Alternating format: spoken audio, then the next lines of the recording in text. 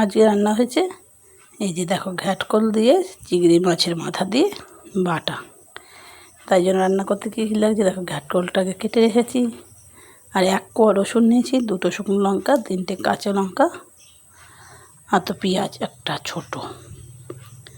কড়াইতে কালো জিরে ফোড়ন দিচ্ছি, তেল গরম করে কালো জিরেটা দিয়ে এবার একে একে দিয়ে দেবো পেঁয়াজ কুচি, তারপরে 1 কোয়া রসুন 2 টুকরো করে রেখেছি। আমার রসুনের কোয়াটা বড় ছিল, আর 2টো শুকনো লঙ্কা দিয়ে একবার ভেজে নিচ্ছি।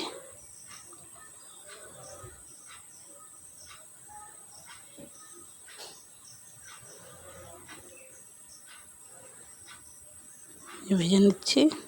চিংড়ি মাছের মাথাটাও দিয়ে দিলাম, দিয়ে সুন্দর করে ভেজে নিয়ে শেষে রান্না হবে। কে কে ঘাটকোল পাতা খেতে ভালোবাসো জানিও, আমরাও ঘাটকোল পাতা খেতে খুবই ভালোবাসি।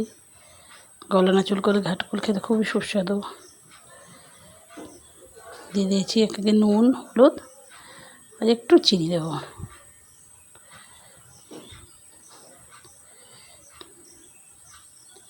একটু চিনি দিয়ে দিচ্ছি।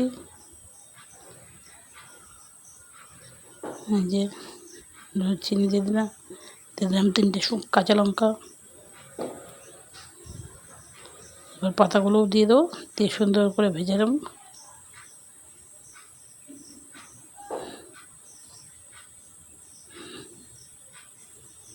পাতাগুলো দিয়ে সুন্দর করে ভেজে নিচ্ছি। বেশিক্ষণ লাগে না, মিনিট 10-এর মধ্যেই রান্না হয়ে যাবে, 10 মিনিটের মধ্যে। গরম গরম ভাত আর ঘাটকোল পাতা একদম খুবই সুন্দর খেতে। একবার খেলে বারবারই খেতে ইচ্ছে করবে। যারা কখনো বানাওনি তারা একবার বানিয়ে খেয়ে দেখো, সত্যিই খুব সুন্দর খেতে। একটু চিনি,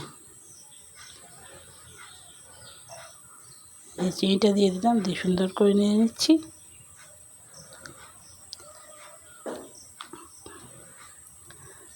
এই ভাজাটা দিয়েও ভাত খাওয়া যায়, যেহেতু মাথাটা রয়েছে এই জন্য আমরা একটু বেটে দেবো। ঘাটকোল বেটেও খাওয়া যায়। ঘাটকোলগুলো কিন্তু আমি কিনে আনিনি, এগুলো আমি কিন্তু তুলে নিয়েছি এখান থেকে। সুন্দর করে ভাজা হয়ে যাচ্ছে, যে সুন্দর করে ভেজে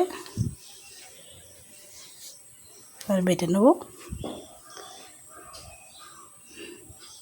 দেখো ভাজা হয়ে গেছে, মিক্সিতে দিয়ে বেটে নেব। সুন্দর করে বেটে নিলেই রান্না রেডি, খাওয়ার জন্য তৈরি। তারপরে বেটে নিয়ে এই যে ভাত নিয়ে নিয়েছি, আর এই যে বাটাটা নিয়ে নিয়েছি।